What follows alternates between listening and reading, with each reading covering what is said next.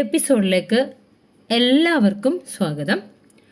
BA ഹിസ്റ്ററിയുടെ Indian ഹിസ്റ്ററിയുടെ contemporary India എന്ന ഭാഗത്തിലെ multiple choice questions ആണ് നമ്മൾ നോക്കുന്നത്. Who wrote the book The Story of Integration of Indian States? The Story of Integration of Indian States എന്ന ഗ്രന്ഥത്തിൻ്റെ ആ ബുക്കിൻ്റെ കർത്താവ് ആരാണ്? VP Menon. The story of integration of the Indian states എന്ന ബുക്കിൻ്റെ കർത്താവ് VP Menon. The constitution of India came into force on, അതായത് ഇന്ത്യൻ ഭരണഘടന നിലവിൽ വന്നത് ഏത് വർഷവും അതുപോലെ തന്നെ ഏതു മാസം എന്നുള്ളതാണ് ചോദിക്കുന്നത്. 26 ജാനുവരി 1950. 26 ജാനുവരി 1950 ഇന്ത്യൻ ഭരണഘടന നിലവിൽ വന്നത്. The Nehru report submitted on 10th August, അതായത് നെഹ്റു റിപ്പോർട്ട് സബ്മിറ്റ് ചെയ്തത് ഓഗസ്റ്റ് 10. ഏത് വർഷം? 1928 ഓഗസ്റ്റ് 10 നെഹ്റു റിപ്പോർട്ട് സബ്മിറ്റ് ചെയ്തത്. അപ്പോൾ നമ്മൾ ഈ ക്വസ്റ്റ്യൻസ് ഒന്നുകൂടി റിവൈസ് ചെയ്യാം. The story of the integration of Indian states എന്ന ഗ്രന്ഥം എഴുതിയത് VP മേനോനാണ്. The story of the integration of Indian states എന്ന ഗ്രന്ഥത്തിൻ്റെ കർത്താവ് VP മേനോൻ. Constitution of India came into force on 26 January 1950. 26 January 1950. The story of integration of Indian states written by VP Menon. The Constitution of India came into force on 26 January 1950. The Nehru report submitted on 10th August 1928. Nehru report submitted on 10th August 1928. Who was the chairman of the drafting committee of Indian Constitution set up by the Constituent Assembly? Who was the chairman of the drafting committee of Indian Constitution set up by the Constituent Assembly? ആരായിരുന്നു chairman? Drafting കമ്മിറ്റിയുടെ chairman ആരായിരുന്നു? BR Ambedkar. Who was the chairman of drafting committee of Indian Constitution set up by the Constituent Assembly? Constituent Assembly തയ്യാറാക്കിയ drafting കമ്മിറ്റിയുടെ chairman ആരായിരുന്നു? BR Ambedkar. Poona pact നിലവിൽ വന്നത് 1932 Poona pact of 1932. Poona pact of 1932. The basic philosophy of constitution can be found in, അതായത് കോൺസ്റ്റിറ്റ്യൂഷൻ്റെ basic philosophy എന്തായിരുന്നു എന്നുള്ള അത് ഏതിലാണ് കാണുന്നത്? ബേസിക് ഫിലോസഫി, കോൺസ്റ്റിറ്റ്യൂഷൻ്റെ ബേസിക് ഫിലോസഫി കാണപ്പെടുന്നത് ഏതിലാണ്? പ്രിയാമ്പിളിലാണ്. The basic philosophy of constitution can be found in preamble.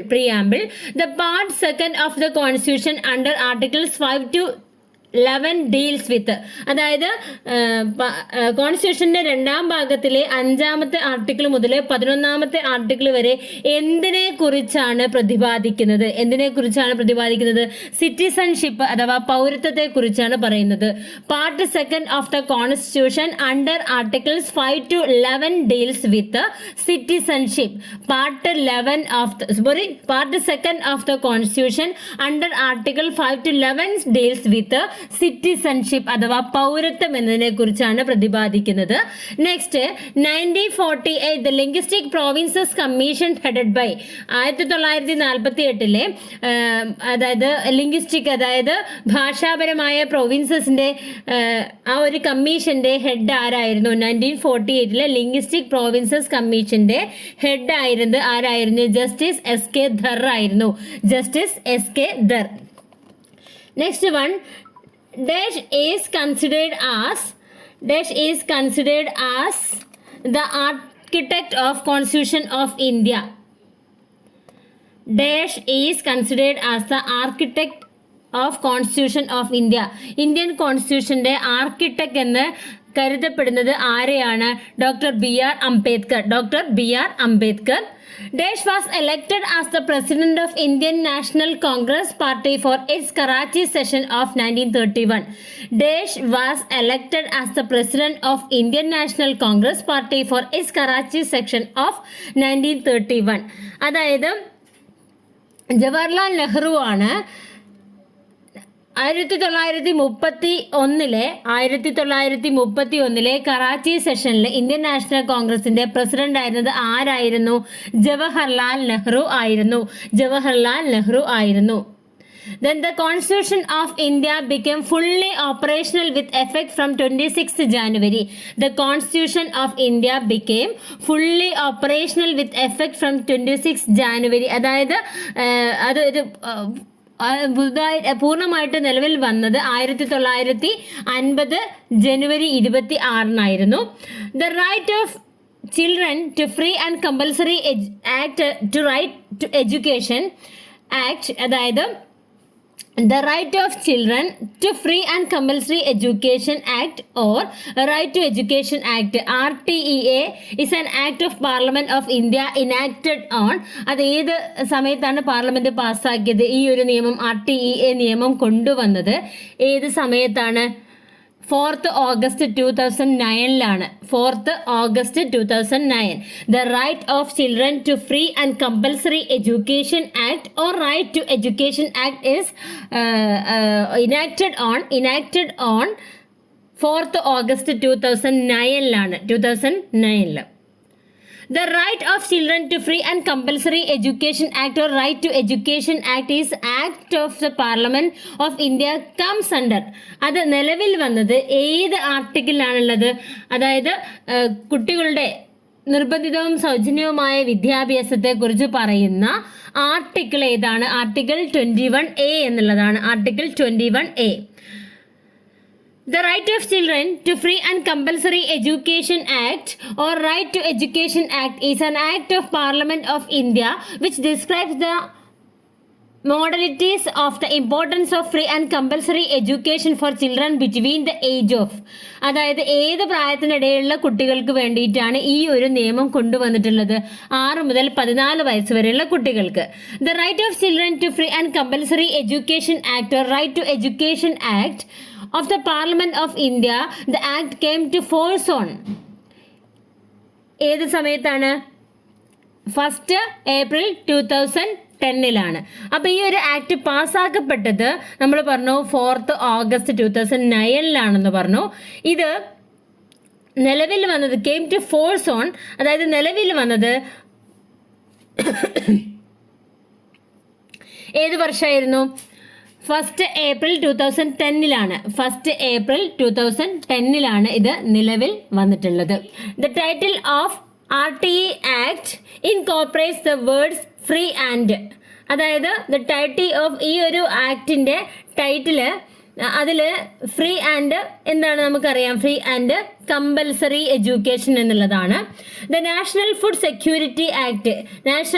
Security act നിലവിൽ വന്നത് 2013 national food security act enacted on 2013.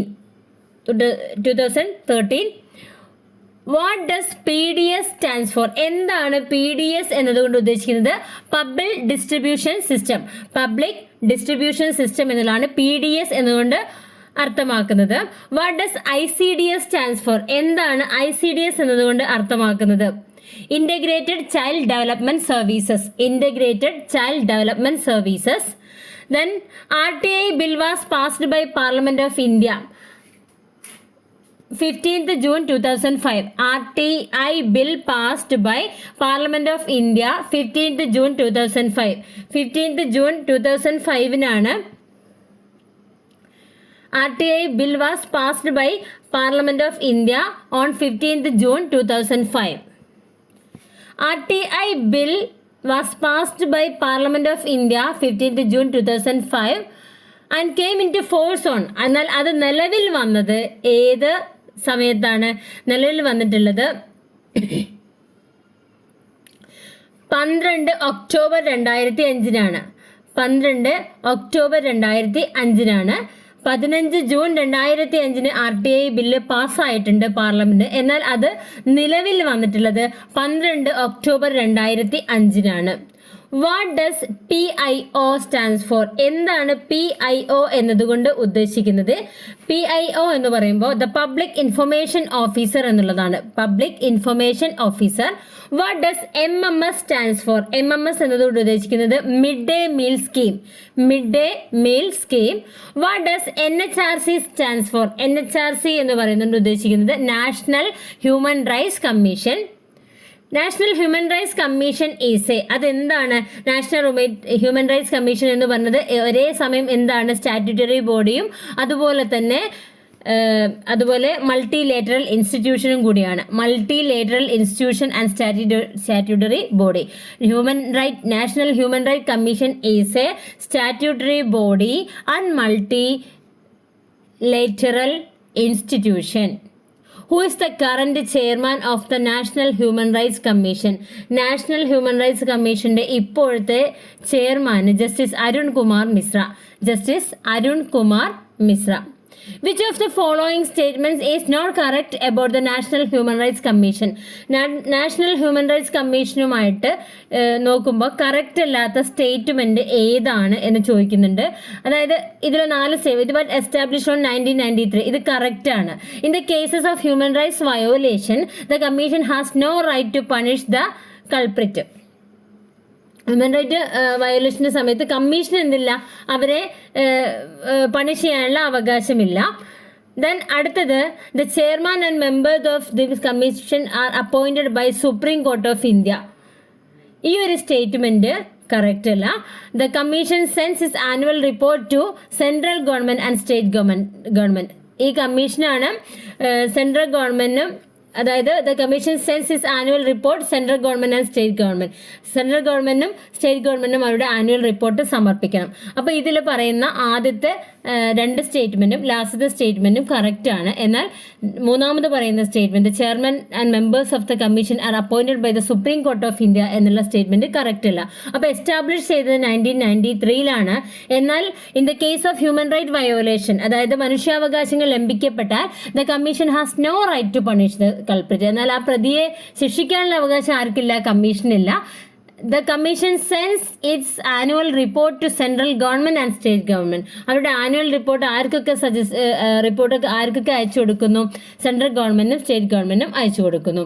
Which of the following is not the function of the national human rights commission? National human rights കമ്മീഷന്റെ ഫംഗ്ഷനിൽ പെടാത്തത് ഏതാണ് എന്ന് ചോദിക്കുന്നുണ്ട്. To interfere in the proceedings related to any human rights violation case pending in the court, protecting the human rights of prisoners, to provide economic compensation to any human rights violation victim, promoting research in the field of human rights. അതായത് നമ്മൾ ഇതൊരു question which of the following is not function of National human rights Commission എന്ന് ചോദിക്കുന്നുണ്ട്. National human rights കമ്മീഷന്റെ ഫംഗ്ഷനിൽ പെടാത്തത് ഇതിൽ to provide economic compensation to any human rights violation victim. അങ്ങനെ ഒരു കാര്യം ആർക്കില്ല? നമ്മുടെ ഹ്യൂമൻ റൈറ്റ്സ് ആ കമ്മീഷനില്ല. To interfere in the proceedings related to any human rights violation came pending in the court. അതായത് കോർട്ടിൽ പെൻഡിങ് ആയി കിടക്കുന്ന ഹ്യൂമൻ റൈറ്റ് വയോലേഷൻ്റെ കേസുകളെ അതിൻ്റെ എന്താ പറയുക പ്രൊസീഡിങ്സ് അതിന് വേണ്ടിയിട്ട് അതിനെ ഇൻ്റർഫിയർ ചെയ്യുക, അതിനെ പ്രേരിപ്പിക്കുക എന്നുള്ളതാണ്. Protecting the human rights of prisoners, അതായത് ജയിലിലുള്ളവരുടെ മനുഷ്യാവകാശങ്ങൾ സംരക്ഷിക്കുക. Promoting research in the field of human rights, human റൈറ്റ്സിൻ്റെ ഫീൽഡിൽ റിസർച്ചുകൾ സംഘടിപ്പിക്കുക. ഇതൊക്കെ അവരുടെ ഡ്യൂട്ടികളാണ്. എന്നാൽ വിക്ടിമിന് എക്കണോമിക് കോമ്പൻസേഷൻ നൽകുക എന്നുള്ളത് അവരുടെ ഡ്യൂട്ടിയല്ല. Where is the headquarter of National human right Commission? National human Right കമ്മീഷൻ്റെ ഹെഡ് ക്വാർട്ടർ എന്ന് പറയുന്നത് ഡൽഹിയാണ്. ഡൽഹി ചേഞ്ചസ് ഈ ചേഞ്ചസ് വരുത്തിയിരിക്കുന്നത് ഏത് വർഷമാണ്? നാഷണൽ ഹ്യൂമൻ റൈറ്റ്സ് കമ്മീഷൻ ആക്ടിൽ ചേഞ്ചസ് വരുത്തിയിരിക്കുന്നത് ഏത് വർഷമാണ്? 2006 ലാസ്റ്റ് ഇൻ ഇന്ത്യൻ പൊളിറ്റിക്സ് എന്ന ഗ്രന്ഥം എഴുതിയത് രജനി കോത്താരിയാണ്. Rajni Kothari. Caste in Indian politics written by Rajni Kothari. Dalit Shoshit Samaj Sangharsh Samiti DS4 Dalit Shoshit Samaj Sangharsh Samiti founded in 1981 Dalit Shoshit Samaj Sangharsh Samiti founded in 1981 Narmada Bachao Andolan is related to which dam? ഏത് ഡാമുമായിട്ട് റിലേറ്റഡ് ആയത്? സർദാർ സരോവർ ഡാമുമായിട്ട് റിലേറ്റഡ് ആണ്. Narmada Bachao Andolan is a good example of ഏതിന്റെ എക്സാമ്പിൾ ആണ്? Narmada Bachao Andolan is a good example of movement ഗ്രൂപ്പിന്റെ ഗുഡ് എക്സാമ്പിൾ ആണ്. Then on which river is Sardar Sarovar dam built? ഏത് നദിയിലാണ് സർദാർ സരോവർ ഡാം നിർമ്മിച്ചിട്ടുള്ളത്? നർമ്മദ നദിയിലാണ്. Which one of the following rivers flows through a rift valley? Rift വാലിയിലൂടെ ഒഴുകുന്ന നദി ഏതാണ്? നർമ്മദ നദി. റിഫ്റ്റ് വാലിയിലൂടെ ഒഴുകുന്ന നദിയാണ് ഏത്? നർമ്മദ നദി.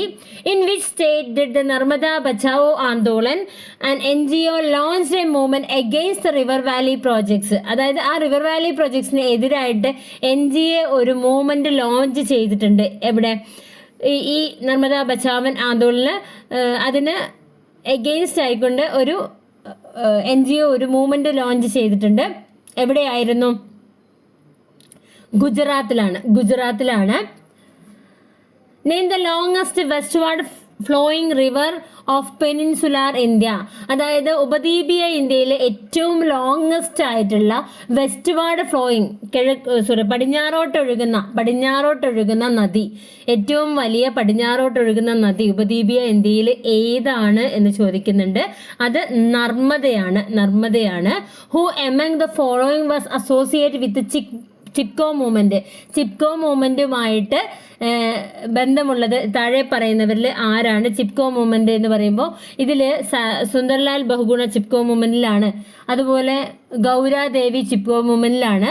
സുദേശാദേവി ചിപ്കോ മൂവ്മെന്റിലാണ്. അപ്പൊ ഇതിൽ 3 പേരും ചിപ്കോ മൂവ്മെന്റുമായിട്ട് ബന്ധപ്പെട്ടതാണ്. Sunderlal Bahuguna, Gaura Devi, Sudesha Devi, all of the above related to അല്ലെങ്കിൽ associated with Chipko movement. Which of the following was started 1973 to save the evergreen tropical forest in the Palakkad district of Kerala, India from being flooded by hydroelectric project? Which of the following was started in 1973 to save the evergreen tropical forest in the Palakkad district of Kerala, India from being flooded by the hydroelectric project? അതായത് ഏതാണ്? Silent Valley movement. Which of the following was started in 1973 to save the evergreen tropical forest in the Palakkad district of Kerala, India from being flooded by A hydro electric project, that is silent Valley project. 1973 start ചെയ്തത് silent Valley project. The Chipko is one of the world non എന്ത് movement ആണ്?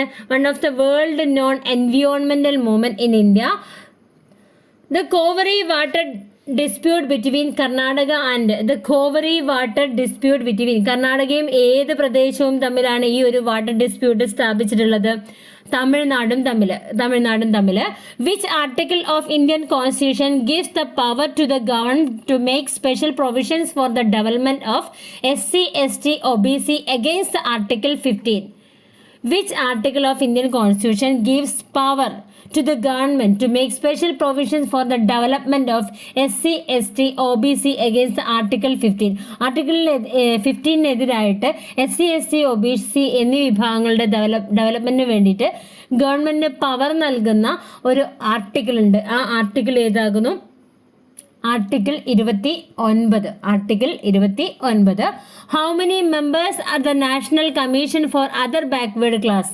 Other Backward Classൽ national കമ്മീഷന് other ബാക്ക്വേർഡിനെ പ്രതിനിധീകരിക്കുന്ന എത്ര members ആണുള്ളത്? 4 members ആണുള്ളത്. OBCയെ പ്രതിനിധീകരിക്കുന്ന 4 മെമ്പേഴ്സ് ആണുള്ളത്. The ULFA was formed in April. ULFA form ചെയ്തത് ഏത് സമയത്താണ്? April 1979. April 1979. The Khalistan movement aims to create a homeland for Daesh by establishing a sovereign state called Khalistan, land of Khalsa in the Punjab region. Sikh. The Khalistan movement aims to create a homeland for Sikhs by establishing a sovereign state called Land of Khalsa in the Punjab region. Maharaja Hari Singh signed the instrument of accession on 26 October. Maharaja Hari Singh signed the instrument of accession on 26 October 1947. Which Indian state or states share boundaries with Pakistan? ഏതൊക്കെ സ്റ്റേറ്റുകളാണ് പാകിസ്ഥാനുമായിട്ട് boundary പങ്കിടുന്ന സ്റ്റേറ്റുകൾ ഏതൊക്കെയാണ്? ഇതിൽ Jammu and Kashmir, Rajasthan, Gujarat ഈ മൂന്ന് സ്റ്റേറ്റുകളും നമ്മുടെ പാകിസ്ഥാനുമായിട്ട് ബൗണ്ടറി പങ്കിടുന്നുണ്ട്. India and Pakistan border is also known as. ഇന്ത്യയുടെയും പാകിസ്ഥാന്റെയും ബോർഡറിനെ അറിയപ്പെടുന്ന പേര് ഇന്റർനാഷണൽ ബോർഡർ എന്ന പേരിലാണ്. ഇന്റർനാഷണൽ ബോർഡർ എന്നും അറിയപ്പെടുന്നുണ്ട്. When borders of Pakistan were drawn, എന്നാണ് പാകിസ്ഥാനും ഇന്ത്യ ഈ ഒരു ബോർഡർ എന്നാണ് വരച്ചിട്ടുള്ളത്? 17th August 1947. 17th August 1947 the first capital of independent Pakistan was, അതായത് സ്വതന്ത്ര പാകിസ്ഥാനിന്റെ ആദ്യത്തെ ക്യാപിറ്റൽ കറാച്ചിയാണ്. Who drew up the borders of newly independent Pakistan, പുതുതായിട്ട് സ്വാതന്ത്ര്യം പ്രഖ്യാപിച്ച പാകിസ്ഥാനിന് ബോർഡർ വരച്ചത് ആരാണ്? സർ സിറിൽ റാഡ്ക്ലിഫ് ആണ്. സിറിൽ റാഡ്ക്ലിഫ്, ഈ ഒരു പേരിൽ നിന്നാണ് ആ ഒരു ബോർഡറിന് റാഡ്ക്ലിഫ് ലൈൻ എന്ന പേര് വന്നത്. അതിനെ നമ്മൾ ഇന്റർനാഷണൽ ബോർഡർ എന്ന പേരിലും അറിയപ്പെടുന്നുണ്ട്. ഇനി വരുന്നത് maintenance of the internal security act of 1971.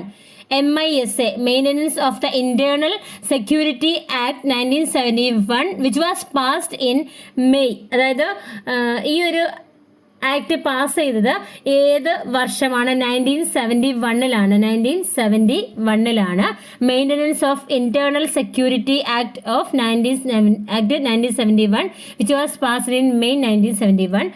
Raj Narine, who had been defeated in 1971 parliamentary election by, അതായത് രാജ് നരൈൻ അദ്ദേഹം പരാജയപ്പെട്ടത് 1971 പാർലമെന്ററി ഇലക്ഷനിലാണ്. ആരാലാണ് പരാജയപ്പെടുത്തപ്പെട്ടത് എന്ന് ചോദിക്കുമ്പോൾ ഇന്ദിരാഗാന്ധിയിലാണ് രാജ് നരൈൻ പരാജയപ്പെടുത്തത്. National emergency in India came into existence from 25th June. അതായത് നാഷണൽ എമർജൻസി ഇൻ ഇന്ത്യ എന്ന ആ ഒരു ഇത് നിലവിൽ വന്നത് 25th June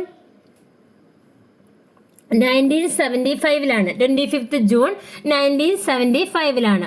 total revolution was associated with, total revolution ആരുമായി ബന്ധപ്പെട്ടതാണ്? ടോട്ടൽ റവല്യൂഷൻ ജയപ്രകാശ് നാരായണനുമായിട്ട് ബന്ധപ്പെട്ടതാണ്.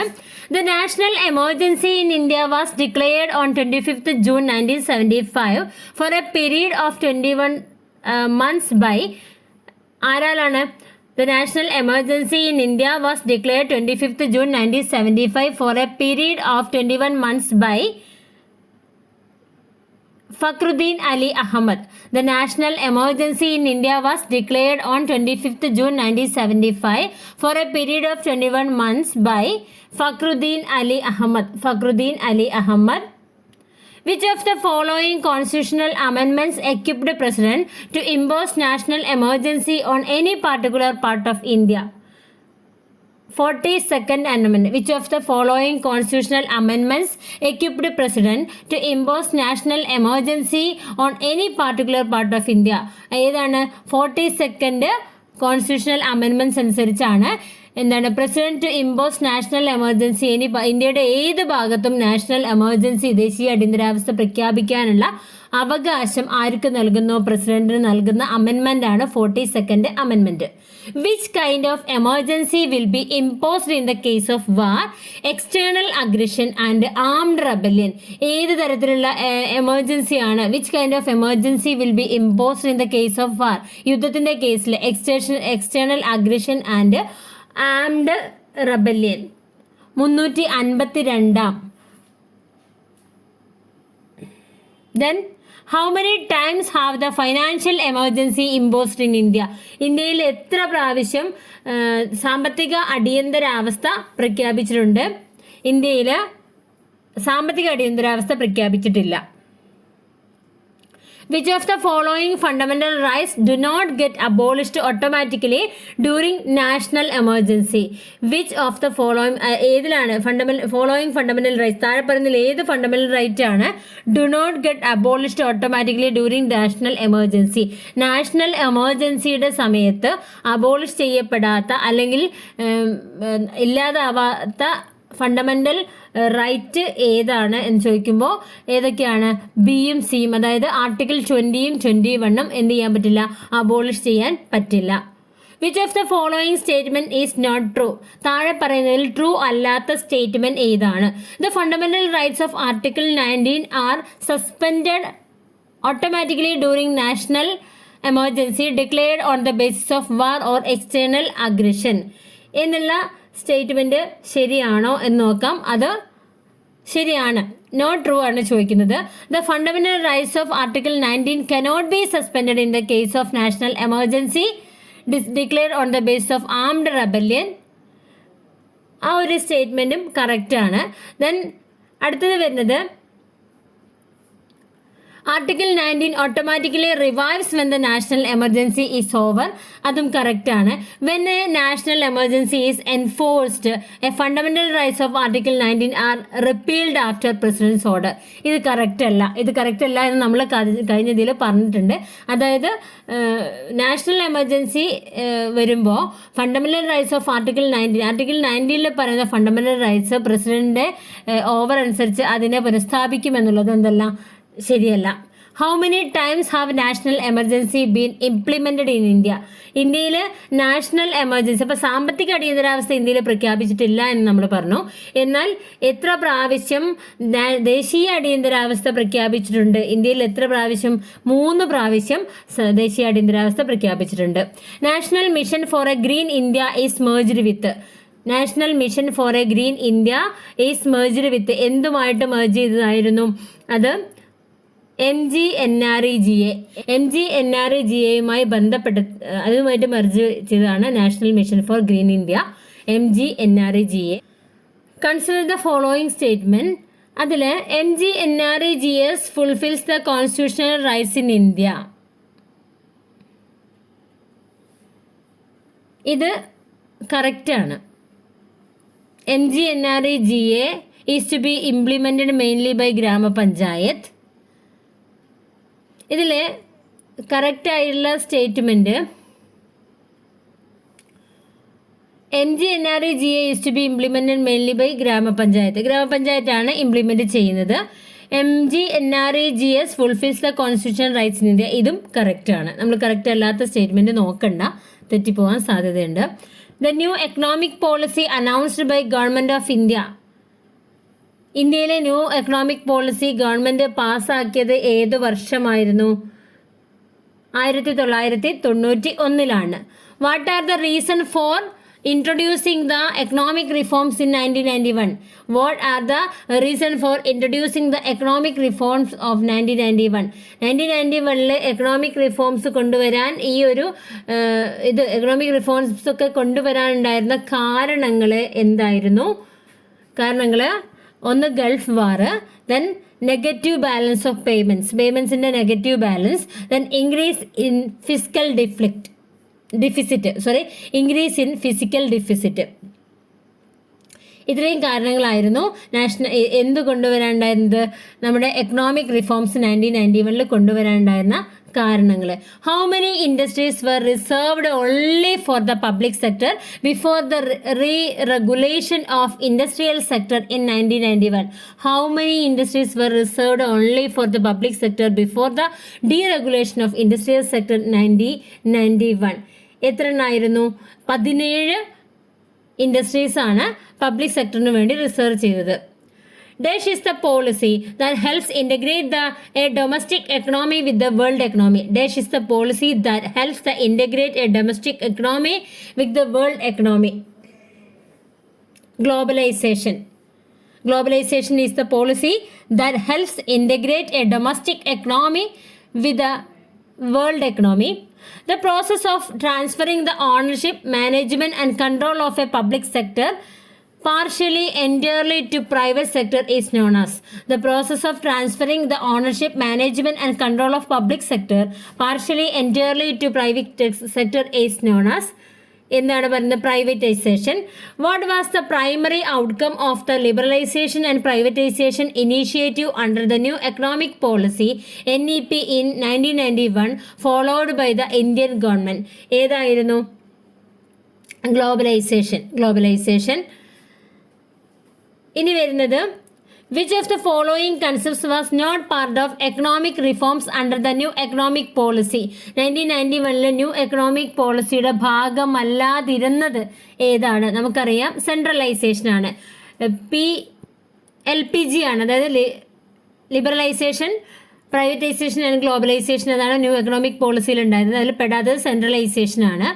In dash, the Rajiv Gandhi government introduced a new new national policy on education.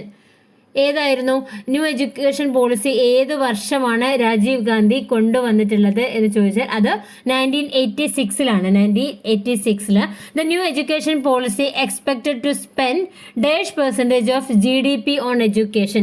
അതായത് എത്ര GDP ആണ് എഡ്യൂക്കേഷനിലേക്ക് വേണ്ടി ചെലവഴിക്കാനാണ് ആ ഒരു ന്യൂ എഡ്യൂക്കേഷൻ പോളിസി പ്രകാരം നീക്കിവെച്ചത്? 6%. Which of the following Indian states does not share a border with China? ചൈനയുമായി border പങ്കിടാത്ത പ്രദേശം ഏതാണ്? നമുക്കറിയാം ആസാമാണ് അല്ലേ. ചൈനയുമായിട്ട് അതിർത്തി പങ്കിടാത്ത പ്രദേശം എന്ന് പറഞ്ഞത് ആസാമാണ്.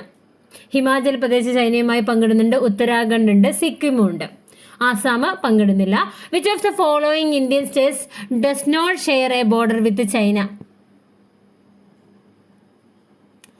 ചൈനയുമായി ബോർഡർ പങ്കിടാത്ത സ്റ്റേറ്റുകൾ തന്നെയാണ് വീണ്ടും ചോദിക്കുന്നത്. അതിൽ ഏതൊക്കെ വരും? നമുക്കറിയാം MC does not share a border with China. MC Mohan line. Which of the following is not disputed site between India and China? ഏതായിരുന്നു? ലിബുലേഗ് പാസ്. ഇന്ത്യക്കും ചൈനയ്ക്കും ഇടയിലുള്ള ഡിസ്പ്യൂട്ടഡ് സൈറ്റ് അല്ലാത്തത് ലിബുലേഗ് പാസ്സാണ്. അപ്പോൾ ദോക്ലാം, ഗൽവാൻ വാലി, ഡെപ്സാങ് പ്ലെയിൻസ് ഇതൊക്കെ ചൈനയ്ക്കും ഇന്ത്യയ്ക്കും ഇടയിലുള്ള ഒരു സൈറ്റാണ്. Doklam, Galwan Valley, Depsang plains. എന്നാൽ ലിപ്പുലേഗ് പാസ് എന്തല്ല? Not disputed site between India and China. ഇനി Wagah border exist between. Wagah border ഏതിൻ്റെ ഇടയ്ക്കുള്ള ബോർഡറാണ്? Wagah border India and Pakistan ഇടയ്ക്കുള്ള ബോർഡറാണ് വാഗാ ബോർഡർ എന്ന് പറയുന്നത്. Then when India and China fought the deadliest war, when India and China fought the deadliest war 1962-ലാണ്. 1962 The Panchashil Treaty has been signed between. Panchsheel തത്വങ്ങൾ sign ചെയ്തത് ആരും തമ്മിലായിരുന്നു? ഇന്ത്യയും ചൈനയും തമ്മിലായിരുന്നു. India conducted its first nuclear test in the year. ഇന്ത്യ ആദ്യത്തെ nuclear test ഏത് വർഷമാണ് കണ്ടക്ട് ചെയ്തത്? 1974-ലാണ്. 1974-ലാണ്. The Cold War began on immediately after World War II. World War സെക്കൻഡിന് ശേഷമാണ് കോൾഡ് വാർ തുടങ്ങിയത്. Immediately after World War II. India is the part of. India എന്തിൻ്റെ പാർട്ടാണ്? ഈ താഴെ പറയുന്നതിൽ ഇന്ത്യ സാർക്കിൻ്റെ പാർട്ടാണ്. സാർക്കിൻ്റെ ഹെഡ് ക്വാർട്ടേഴ്സ് എവിടെയാണ്? സാർക്കിൻ്റെ ഹെഡ് ക്വാർട്ടേഴ്സ് കാഠ്മണ്ഡു ആണ്. Simla agreement was signed on. Simla agreement sign ചെയ്തത് 1974-ലാണ്. 1974-ലാണ് Simla agreement was signed between. ആരും തമ്മിലാണ് സിംല എഗ്രിമെന്റ് സൈൻ ചെയ്തിട്ടുള്ളത്? ഇന്ദിരാഗാന്ധിയും സുൽഫിക്കർ അലി ഭുട്ടോയും തമ്മിലാണ് എന്ത് സിംല കരാർ ഒപ്പുവെച്ചിട്ടുള്ളത്. നാം വാസ് ഫൗണ്ടഡ് ഇൻ, നാം എന്നാണ് സ്ഥാപിക്കപ്പെട്ടത്, എവിടെയാണ് സ്ഥാപിക്കപ്പെട്ട വർഷം 1961 1961 എവിടെയാണ്? ബെൽഗ്രേഡിലാണ് നാം ഫൗണ്ട് ചെയ്തത്. Which agreement was signed between India and Pakistan after Indo Pakistani war of 1965? 1965 Indo Pakistani വാറിന് ശേഷം ഇന്ത്യയും പാകിസ്ഥാനും തമ്മിൽ സൈൻ ചെയ്തത് ഏത് എഗ്രിമെന്റിലായിരുന്നു? താഷ്കന്റ് എഗ്രിമെന്റിലാണ്. India declared LTT to be a terrorist outfit after the assassination of Gandhi. ആരുടെ അസാസിനേഷന് ശേഷമാണ് ഒരു LTTന്റെ ഒരു ടെററിസ്റ്റ് ഔട്ട്ഫിറ്റ് ഇന്ത്യ ഡിക്ലെയർഡ് ചെയ്തത്? ആരുടേതായിരുന്നു? രാജീവ് ഗാന്ധിയുടെ അസാസിനേഷന് ശേഷമായിരുന്നു. ഇനി which among the following is associated with the liberation of Bangladesh? ബംഗ്ലാദേശിന്റെ ലിബറേഷനുമായിട്ട് ബന്ധപ്പെട്ടത് ഏതാകുന്നു? ബംഗ്ലാദേശിന്റെ ലിബറേഷനുമായി ബന്ധപ്പെട്ടത് മുക്തി ബാഹിനി ആണ്. Mukti Bahini. Bangladesh was liberated from Pakistan in the year. ബംഗ്ലാദേശ് പാകിസ്ഥാനിൽ നിന്നും സ്വതന്ത്രമായത് ഏത് വർഷമാണ്? 1971. The main objective of the first 5-year plan of India.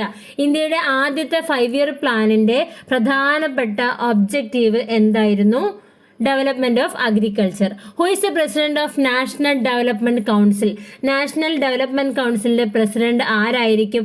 Prime minister. ആരാണോ പ്രൈം മിനിസ്റ്റർ അദ്ദേഹമായിരിക്കും നാഷണൽ ഡെവലപ്മെന്റ് കൗൺസിലിന്റെ പ്രസിഡന്റ്.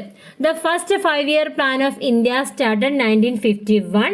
1951 സ്റ്റാർട്ട് ചെയ്തത്. Who is the chairman of NITI Aayog അല്ലെങ്കിൽ NIT ആയോഗിന്റെ ചെയർമാൻ ആരാണ്? നീതി ആയോഗിന്റെ ചെയർമാൻ ആരാണ്? പ്രൈം മിനിസ്റ്റർ ആണ്.